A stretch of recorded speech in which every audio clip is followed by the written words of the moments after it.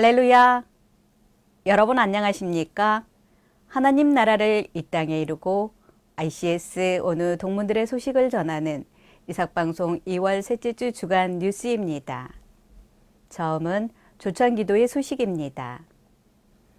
지난 2월 4일 동문회 주관으로 조찬기도회가 시작되었습니다. 신태복 원우회장의 인도, 송병거 목사의 설교, 민진기 목사의 축도가 있었습니다.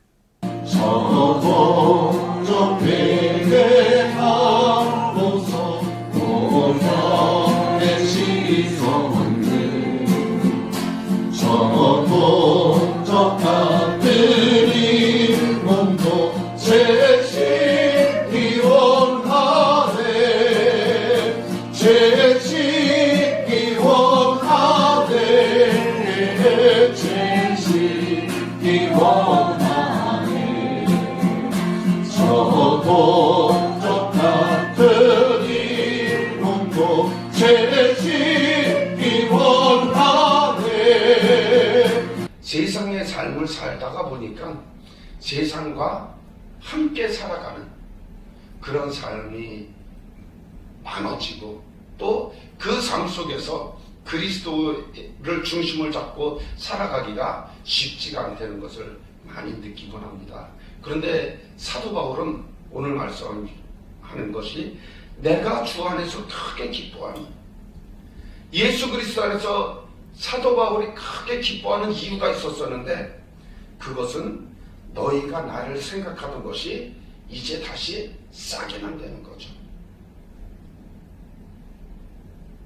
사도 바울을 빌립보에 있는 많은 사람들이 사도 바울을 기억하고 있었었는데 그런데 새롭게 다시 사도 바울에 대해서 기억하고 그 사도 바울의 그 말씀을 붙잡고 묵상하고 기도하고 그렇게 살아가려고 하는 그런 분위기가 만들어져가는 그 모습을 보면서 사도 바울은 너무나 기쁜 거예요.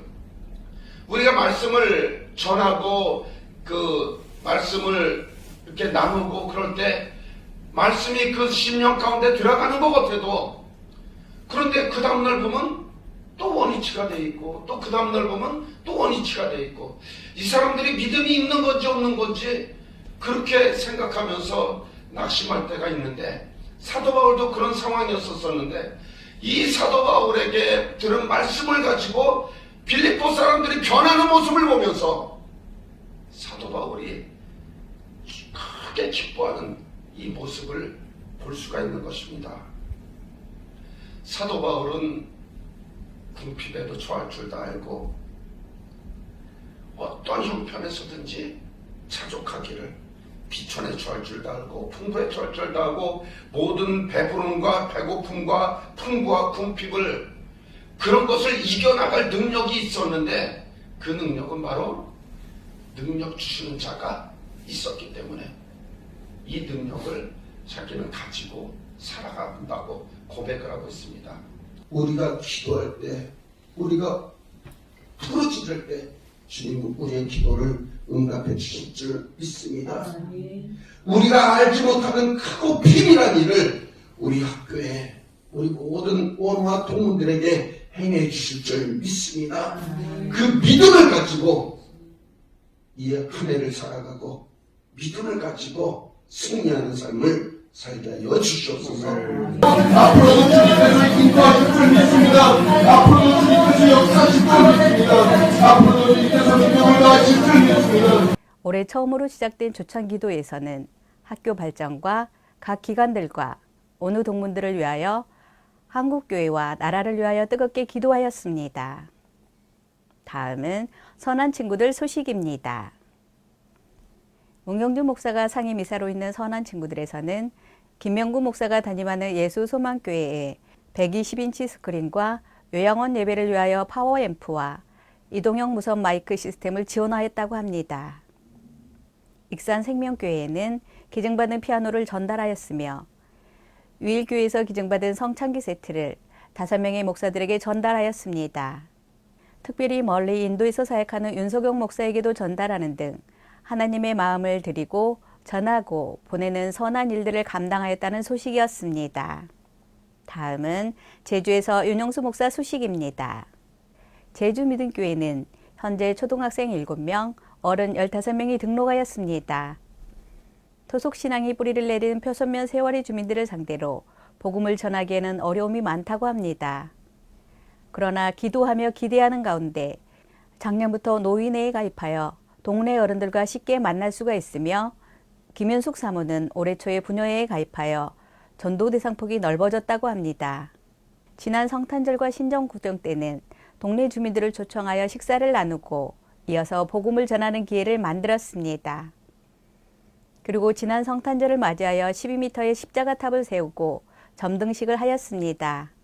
밤이면 십자가에 빨간 불이 켜져서 동네 멀리에서도 십자가를 볼 수 있게 되었습니다. 그리고 지난 1월 17일부터 19일까지 2박 3일간 주일학교 학생 2명을 데리고 서울 나들이를 하였습니다.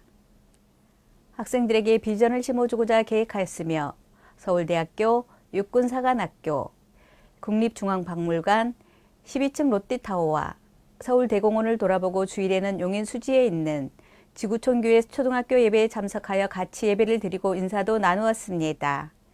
아쉽게도 7명 중 2명만 참석하였는데 나머지 학생들은 부모님들이 서울에 아이들을 보내는 것이 두려워서 보내지 않았다고 합니다. 윤 목사는 앞으로 여름방학에는 여름성경학교, 겨울방학에는 서울 나들이를 할 계획이라고 합니다. 또한 윤 목사는 미용학원에서 이발을 배우고 있으며 앞으로 동네 어른들이나 아이들에게 이발을 해줌으로써 그들과 이야기할 시간을 갖고 이때 전도를 할 계획이라고 합니다. 2020년에도 연간 계획을 수립하여 학교 앞 전도, 부흥회, 주민초청잔치, 환자 입문 등 유명 연예인을 통한 간증전도 등 동네 주민들을 상대로 다양한 방법을 동원하여 하나님께로 나오도록 적극 활동할 계획이라고 합니다. 그래서 금년 말에는 50명 참석을 목표로 하나님께 기도하며 열심히 전도 활동할 것이라고 합니다. 윤영수 목사의 목표가 달성될 수 있도록 동문 어머님들의 기도를 부탁한다고 전해왔습니다. 다음은 철원에서 조성동 목사 소식입니다. 철원 와수중앙교회를 담임하는 조성동 목사는 철원의 섬긴주간보호센터를 개원하였습니다. 지난 2월 4일 한국요양선교회 주관으로 철원 섬김주간보호센터 개원 예배를 드렸습니다. 일부 예배 설교에서 신동산 회장은 한국요양선교회 주관 첫 번째 개원 예배로 축하하며 앞으로 이와 같은 기쁘고 복된 일이 많이 있을 것이라고 선포했습니다. 2부 점심 식사는 맛있고 푸짐한 감자탕으로 나누었습니다. 3부 원래에는 조성동 목사가 담임하시는 와수중앙교회에서 있었으며 4부는 목장 체험하는 시간을 가졌습니다.